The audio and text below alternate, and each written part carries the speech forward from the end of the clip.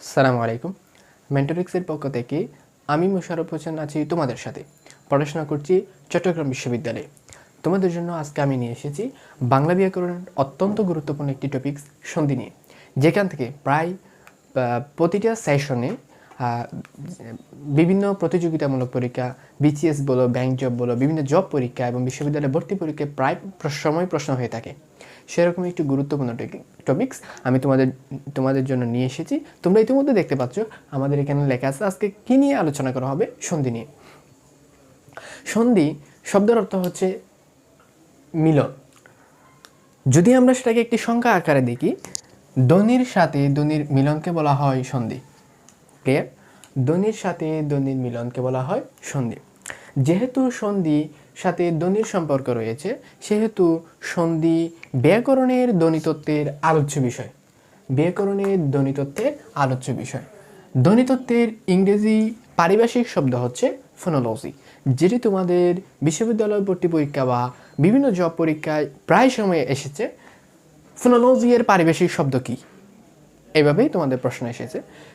সেহেতু আমি তোমাদের জন্য সহজভাবে নিয়ে এসেছি। ধ্বনিতত্ত্বের ইংরেজি শব্দ হচ্ছে বা পারিভাষিক শব্দ হচ্ছে ফোনোলজি। সন্ধি কয়েক ধরনের রয়েছে। সন্ধি প্রধানত 3 ধরনের। নাম্বার 1 বিসর্গ সন্ধি, নাম্বার 2 স্বরসন্ধি, নাম্বার 3 ব্যঞ্জন সন্ধি। আজকে আমাদের আলোচনার বিষয় হচ্ছে বিসর্গ সন্ধি। বিসর্গ সন্ধি হলো যে সন্ধিতে সন্ধি বিচ্ছেদ করলে কিছু শব্দের পরিবর্তে মাঝখানে বিসর্গটা আনতে হয়, সেটাকে বলা হয় বিসর্গ সন্ধি। অর্থাৎ যে সন্ধি বিচ্ছেদে মাঝখানে বিসর্গ শব্দটি আসবে সেটাকে বলা হয় বিসর্গ সন্ধি। ক্লিয়ার? আচ্ছা, আমরা আসি বিসর্গ সন্ধি মনে রাখার একটি খুব সহজ টেকনিক রয়েছে। সেই টেকনিকটি হচ্ছে, কৌশলটি হচ্ছে 3 স রাও। ক্লিয়ার? 3 স দিয়ে আমি তোমাদেরকে বোঝাতে চাচ্ছি।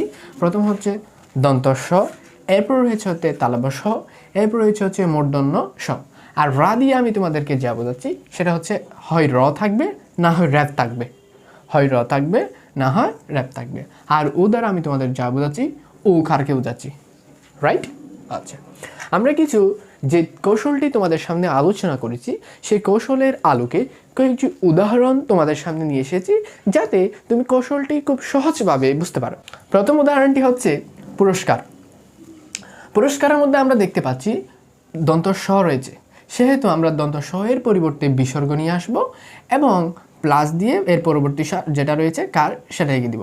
অর্থাৎ পুরস্কারের পুর লিখে বিসর্গ যোগ কার হলে পুরস্কারের সঠিক সন্ধি বিচ্ছেদ।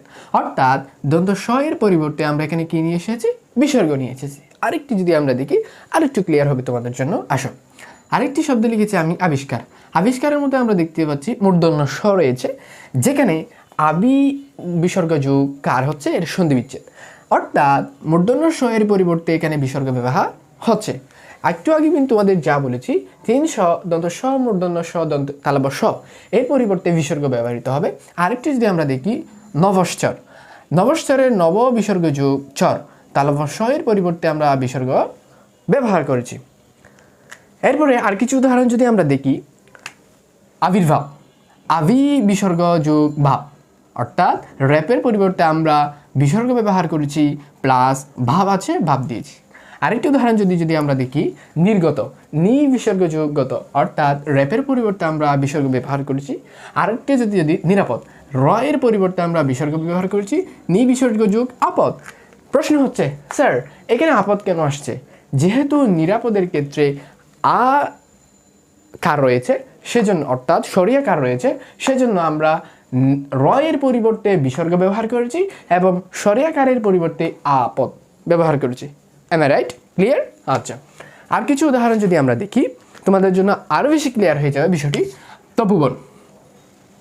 তপ বিসর্গ যোগ বন, তপবন, অর্থাৎ ও কারের পরিবর্তে আমরা বিসর্গ ব্যবহার করেছি, যা একটু আগে আমি তোমাদেরকে বলেছি। 3 স রাওয়ের উ সমান হচ্ছে উকার, আর উকারের পরিবর্তে আমরা বিসর্গ চিহ্ন ব্যবহার করেছি।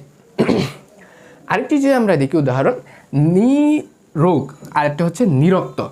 এখানে একটি তোমাদের কমন ব্যতিক্রম নিয়ম রয়েছে, সেটি হচ্ছে যেহেতু আমরা নির্গত এবং নিরাপদ নিয়ে আলোচনা করেছিলাম, সেখানে আমরা দেখেছিলাম নিরাপদের সন্ধিবিচ্ছেদের ফলে নিরাপদের নরস্বীকারের কোনো পরিবর্তন হয়নি, কিন্তু এক্ষেত্রে নিরুক এবং নিরক্ত এটা একটু ব্যতিক্রম নিয়ম হচ্ছে যদি সন্ধিতে যে শব্দটিকে আমাদেরকে সন্ধি বিচ্ছেদ করতে বলা হবে সেই শব্দটি যদি দীর্ঘিকার হয় সেটির বিচ্ছেদে অর্থাৎ সন্ধি বিচ্ছেদে রস্বীকার হয়ে যাবে। ক্লিয়ার? যে শব্দটি সন্ধি বিচ্ছেদ করতে হবে সেই শব্দটি যদি দীর্ঘিকার দেওয়া থাকে সেটার পরিবর্তে আমাদেরকে রস্বীকার ব্যবহার করতে হবে। সেহেতু নিরোগের মধ্যে ন দীর্ঘিকার যেহেতু রয়েছে দন্ত ন দীর্ঘিকার, সেহেতু দন্ত ন দীর্ঘিকারের পরিবর্তে রস্বীকার হবে, র এর পরিবর্তে বিসর্গ হবে, আর রোগ রয়েছে রোগ। উকারের পরিবর্তে বিসর্গ হয়েছে আর রোগ। নিরক্ত দন্ত ন দীর্ঘিকারের পরিবর্তে নি হয়েছে, র এর পরিবর্তে বিসর্গ হয়েছে আর রক্ত। ক্লিয়ার? আজকে আমাদের এই ক্লাসটি এতটুকু ছিল তোমাদের জন্য। দেখা হচ্ছে নেক্সট ভিডিওতে সন্ধি নিয়ে লেকচার 2-তে।